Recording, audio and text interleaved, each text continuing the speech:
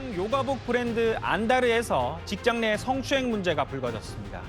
지난해 9월엔 직장 내 성추행 피해자를 해고해서 안녕하세요, 차재입니다. 오늘도 다이나믹하게 변하는 노동법, 이번에 또 큰 변화가 있는데요. 바로 직장 내 성희롱과 성차별에 관한 내용입니다. 어떻게 바뀌었는지 알아볼까요? Let's get it! 직장 내 성희롱을 방지하는 법이 제정된 지 벌써 20년이 넘었습니다. 지금은 당연하게 느껴지지만 당시에는 무척 화제가 되었고 뉴스에도 굉장히 많이 나왔습니다.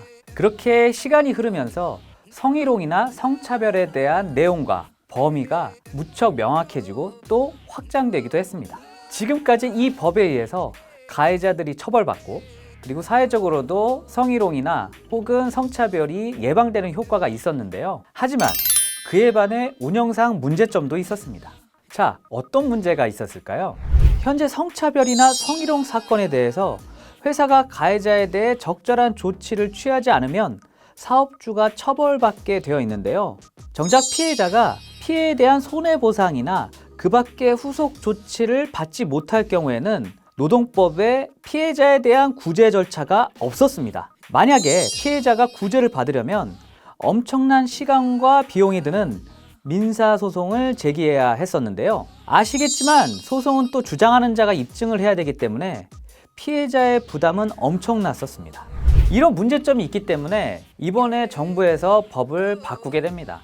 즉 직장 내 성희롱 그리고 성차별에 대해 사업주가 피해자에게 제대로 된 보상 조치나 후속 조치를 취하지 않으면 피해자가 직접 노동위원회에 신고를 할 수 있도록 법이 개정된 겁니다. 즉 국가기관인 노동위원회가 직접 배상을 명령할 수 있다는 겁니다. 이렇게 시정 신청을 할 경우에는 그 입증 책임을 사업주에게 돌릴 수 있게 되었고요. 노동위원회는 조사와 신문 과정을 거쳐서 피해자에 대한 배상 조치나 혹은 후속 조치를 직접 명령할 수 있게 되었습니다. 와, 이거 국가가 이미 나서야 됐었던 일인 것 같은데요. 좀 시간이 걸리긴 했지만 잘 바뀐 것 같습니다. 화이팅! 매우 칭찬해. 참 잘했어. 네, 오늘은 성희롱이나 성차별에 대해 국가기관인 노동위원회에 그 시정 조치를 신청할 수 있다는 내용이었습니다. 이번에 국무회의 의결을 거쳤다고 하니까요.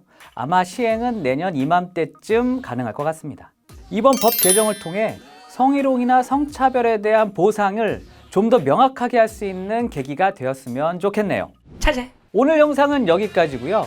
영상에 관련된 궁금증이나 혹은 꼭 다뤄주었으면 하는 사연이 있으시면 아래 주소로 보내주시기 바랍니다. 지금까지 차재였습니다.